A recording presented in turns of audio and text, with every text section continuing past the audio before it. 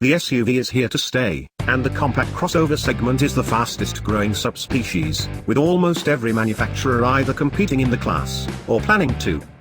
On the whole, it's not a dynamically gifted class, with top complaints about iffy rides and stodgy handling stemming from the roughy-tufty raised hatchback's higher suspension and centers of gravity. But here we have the 10 best compact crossovers money can buy. 1. Arona.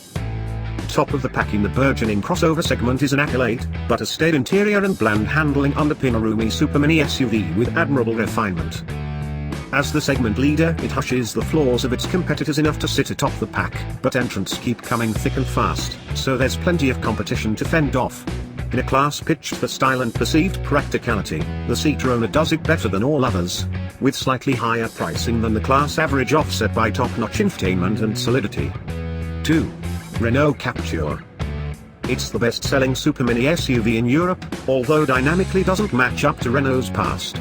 Being based on the Clio is a good starting point, though, and the Captur has usurped its super mini sister's success, even if it's considerably worse over bumpy roads.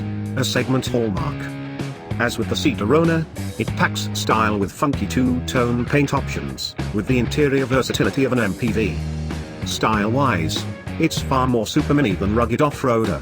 Price-wise, it's bang in the middle of the segment. 3.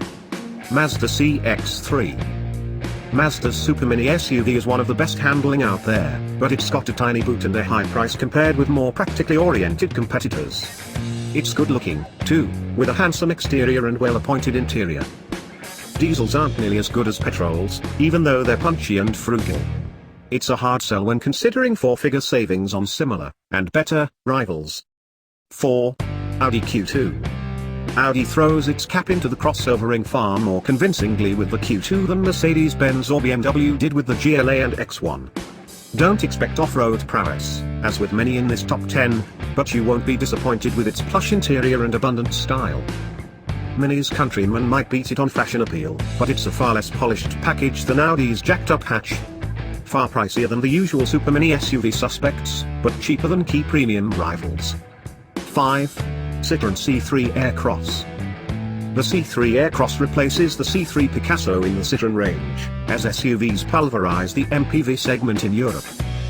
The Aircross is one of the cheapest on the market, as well as one of the most comfortable, with a typically Citroën level of quirk on the interior, despite the lack of quality feel. It's a pity that the handling is quite so bland, but practicality is on par with rivals, and its style sets it apart from rivals in this image-conscious class. 6. Nissan Juke. The one that set the B-SUV segment alight, Nissan's genre-defining Juke is a little long in the tooth now. That aside, it's decent value and drives as good as its concept-like looks suggest. A price point near the bottom of the pack is helping to continuously shift huge numbers, despite the cramped rear and plasticky interior suggesting it's more style over substance. Still the daddy when it comes to sales volume in the UK, though. 7. Suzuki Vitara. A genuine off-roader in a segment of road-biased SUV lights, the Vitara is a little more rough and ready than many, but will outdrive almost all when confronted with a large, muddy Vista. It's nimbler than it looks, better appointed on the interior than it feels, and handles more neatly than you'd expect. Rival undercutting prices make it a tempting buy, although it's not quite as practical as other names in this list. Sharpen the steering and improve the interior and it'll leap into the top 3. 8. Dacia Duster. In short, the cheapest small SUV you can buy. In full, a fiercely capable off-roader, spacious and frugal family car, albeit with dynamic shortcomings and a crash safety rating a rung or two below competitors. Sure, the diesel is more expensive than the entry-level petrol, and it's a noisy old thing at that, but for the money, only second-hand comes close. It's in a class all of its own. 9. Kia Stonic. Kia's Stonic is one of the sharper driving cars in this segment, and is another designed along the raised hatchback line. It's got a bit of a frumpy interior, but is priced in the middle of the lot. Sales are heavily biased towards the 1.0-litre 3-cylinder petrol, but it's the most refined and punchy anyway. It's not the dynamic standout that the Mazda CX-3 is, but it's a whole lot cheaper, and one of the newest small SUVs on the block. 10. Hyundai Kona. Hyundai's in on the game too, with the all-new Kona being its riposte to the Nissan Juke.